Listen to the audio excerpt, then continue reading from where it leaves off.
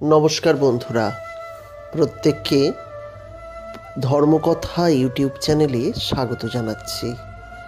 আজকের ভিডিওতে জানাবো আমরা যে দেবী পক্ষের মধ্যে রয়েছি, এই দেবী পক্ষের মধ্যে নিজেদের জীবনের বহু পরিবর্তন করতে পারি। আমরা তো সারাদিনে বহু রকমেরই কাজ করি, তো এমন কিছু ছোট্ট ছোট্ট মন্ত্র রয়েছে যে মন্ত্রগুলো যদি অবসর টাইমে কটা দিন আপনি একটু বলতে পারেন, অবশ্যই তার একটা সুফল রেজাল্ট আপনি কিন্তু পরবর্তীকালে পাবেন। তাই যারা সারাদিনে টুকটাক ঠাকুর দেবতার নাম করেন তারা অতি অবশ্যই ভিডিওটিকে দেখুন, কারণ এই ভিডিওতে দুর্গাপুজো চলাকালীন সময়ে এমন কিছু আপনার মন্ত্রের কথা বলা হবে যে মন্ত্রগুলি অবশ্যই পাঠ করবেন।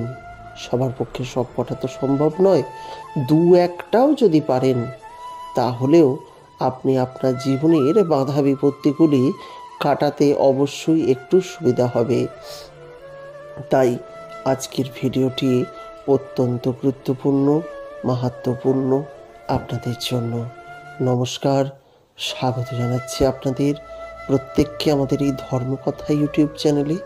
যদি প্রথমবারের জন্য দেখেন তাহলে অনুরোধ রইল চ্যানেলটিকে সাবস্ক্রাইব করবেন, আর যদি ইতিমধ্যেই আপনারা আমাদের ভিডিও দেখেন বা চ্যানেলের সঙ্গে থাকেন তাহলে অসংখ্য ধন্যবাদ আমাদের মতো ইউটিউবারদের সাহায্য করার জন্য, সঙ্গে থাকার জন্য।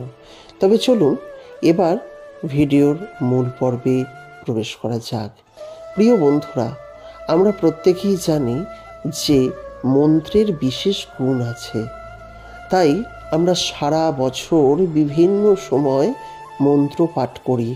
মন্ত্র পাঠ করলে নিজের যেমন ভালো হয় তেমনি নিজের পরিবারও বিভিন্ন বিপদ থেকে বাঁচে।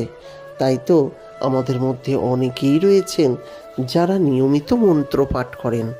আর এই যে পিতৃপক্ষের অবসান এবং দেবীপক্ষের সূচনা, এই সময়টি মন্ত্র পাঠের জন্য সবথেকে উত্তম।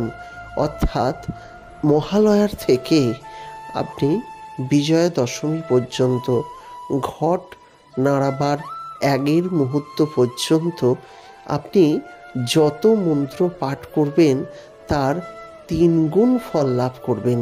কারণ এই সময়টি অত্যন্তই শুভ সময়, আর এই সময়ে আপনি যদি সঠিকভাবে মন্ত্র পাঠ করেন তার ফলটাও সঠিক হবে আপনার জন্য। তাই অনুরোধ রইল আপনারা অবশ্যই সঠিকভাবে মন্ত্র পাঠ করুন এবং সুফলের ভাগীদার হয়ে যান। আজকে যারা ভিডিওটি করছেন, তারা দেখছেন, তারা অতি অবশ্যই দেখুন কি মন্ত্র পাঠ করবেন। অনেকের মনের মধ্যেই প্রশ্ন যে কি নতুন মন্ত্র পাঠ করব। বলতে গেলে বলতে হয় আপনি সারা বছর যে মন্ত্রই পাঠ করেন সেটি করাই সব থেকে উত্তম। যদি মন্ত্র পাঠ নাও করেন সেক্ষেত্রে হরে কৃষ্ণ কৃষ্ণ কৃষ্ণ হরে হরে, হরে রাম রাম রাম হরে হরে এই মন্ত্রটি পাঠ করবেন। কিংবা চেষ্টা করবেন বজরংবলীর যে হনুমান চল্লিশা পাঠ করতে।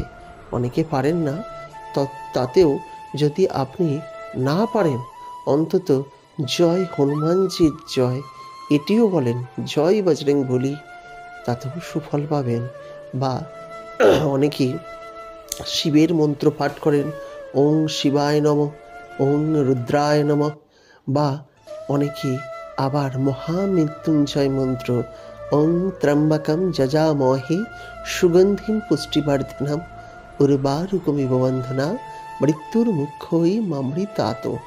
এই মন্ত্র খুব শক্তিশালী মন্ত্র। ওং ত্র্যম্বকম যজামহে সুগন্ধিম পুষ্টিবর্ধনম উর্বার কমিব বন্ধনা মৃত্যুর মুখ্য ইমামৃতাৎ। এই মন্ত্র অবশ্যই পাঠ করবেন।